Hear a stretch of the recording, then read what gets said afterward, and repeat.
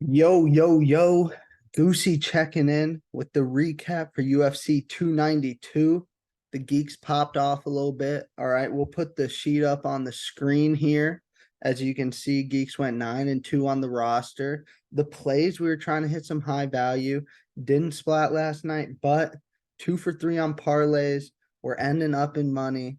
All right, and that's always the goal, as well as a super entertaining card. A lot of fun. Uh, I'll start from the bottom to the top. I'll really skip through some of the boring fights, focus on some of the better ones here. We got first one we picked Marina Moroz. She lost Karine Silva.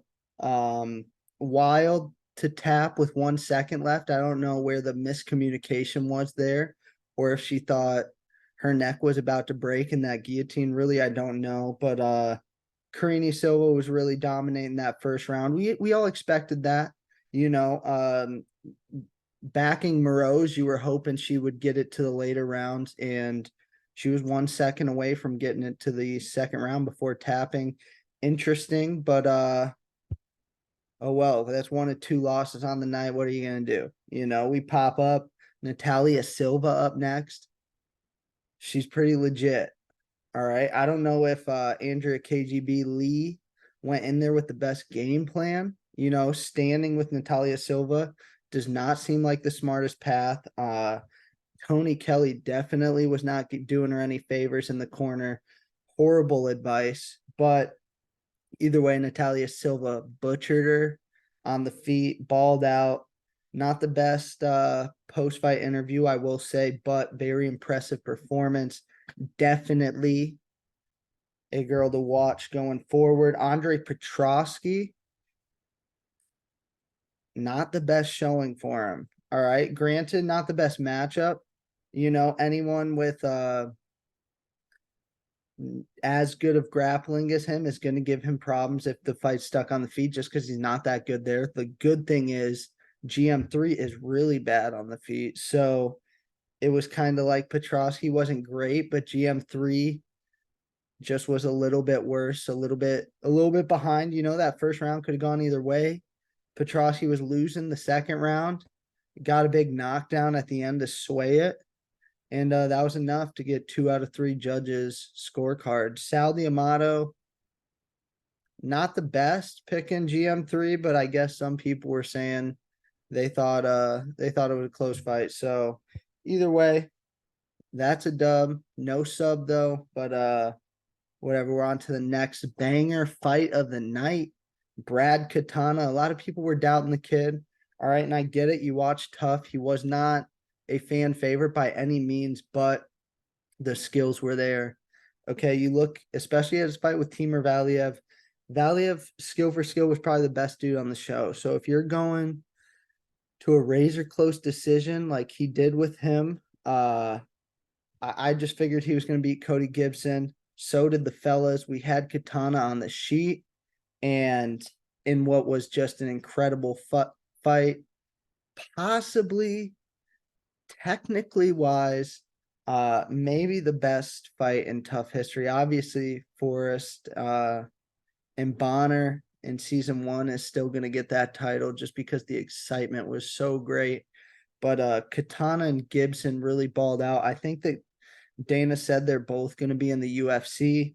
And Brad Katana, 2-time Tough winner, that's history. Next fight up, we knew Kurt Hollabaugh was going to be a wild card, and he just had a little bit too much for Hubbard. Looking back on it, Hubbard around 200 was a little bit steep, but he came out, he won the first round, and then he started getting caught with those clubs for fists that Hollabaugh was throwing at him. Second L of the night. All right. So you know what that means. The boys went 9-2. We got our 2 L's out of the way already. We just rolled through the rest of this card. RoboCop up next. We knew he was going to get the grappling going. He hinted at getting back to his roots, his world champion jiu-jitsu roots, and the build up to this fight.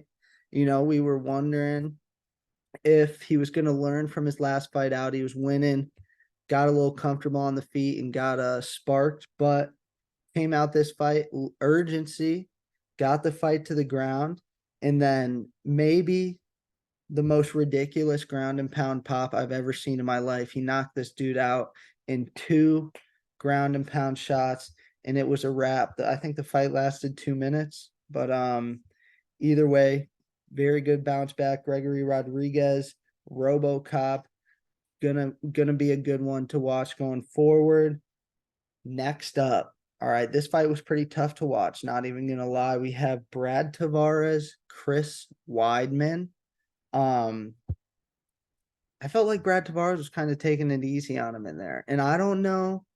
I don't know if that's just how he's fighting now, but it seemed like there were moments that he could have gotten him out of there, and he was kind of like not wanting to just take the legend Chris Weidman out like that. There was a lot of speculation in this one. He's coming back off of that horrific leg break 2 years ago. And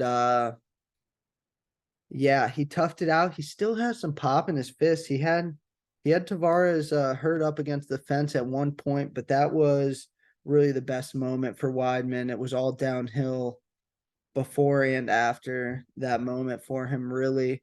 And then Tavares just beat the shit out of his legs. Fans were kind of wondering if that would be in the game plan. Thought maybe that would be like a little douchey, but you're in the UFC fight. You got to go. You got to go for the weak points. And he really went out and targeted those legs. Weidman was rolling around in a wheelchair after, but again, showed off the toughness, got it all 3 rounds, and Tavares won by decision. On to the main card. Starting us off here, in my opinion, this was a robbery. Mario Batista wins a decision. I thought Damon Blackshear won the first and second round. Batista obviously won the third round, but the second round was close. There was one judge that gave it 30-27 Batista. That's absurd because there's no way that Blackshear lost the first round. But that second round is a coin flip. Personally, I gave it Blackshear. Batista, he's got that dog in him too, but definitely respect to Damon Blackshear having a couple incredible performances in a span of 1 week. Two great fights, 1 week of time. Excited to see him back, but hopefully he gets a little bit of a break. He'll heal up. Next up, we got Marlon Chito Vera. I almost had a perfect read on this fight, and that was that this would just be pretty close every round, kind of go to a decision that you're like, who won at the end? And Chito got the nod. Pedro Munoz came out. He was throwing more volume. Chito was hitting him with the more thudding shots in there. And then that cardio for Chito is pretty great because the third round, he really started putting it on Munoz.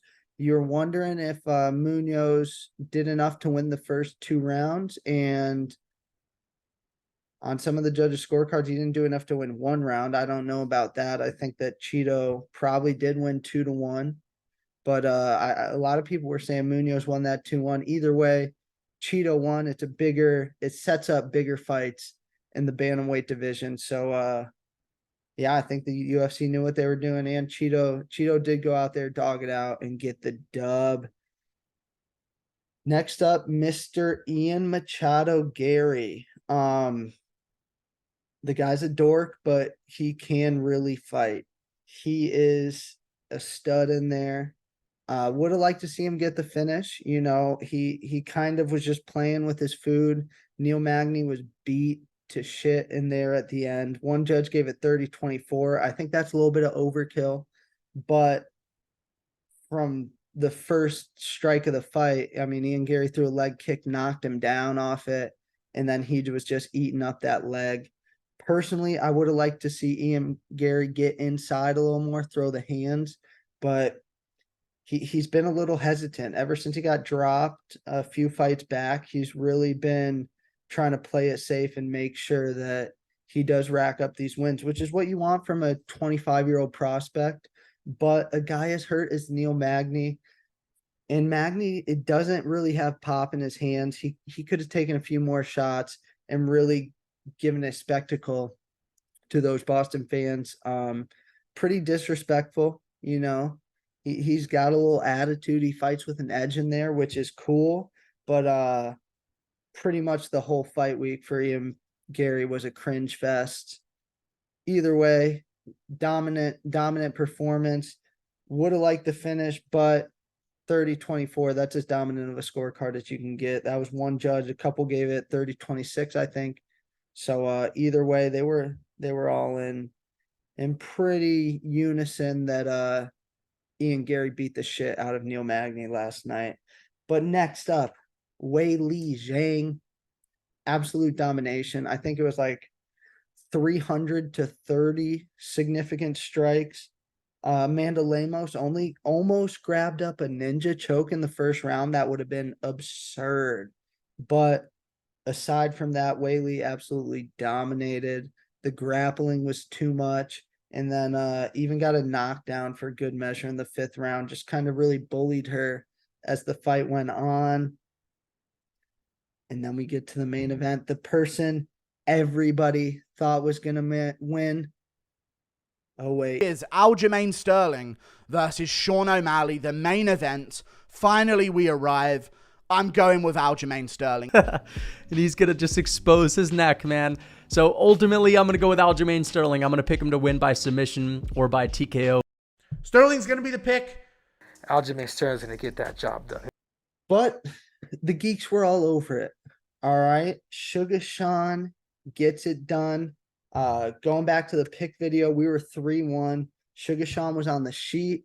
He plus 225 dog, you know, and he's got that dog in him because he absolutely put on a show.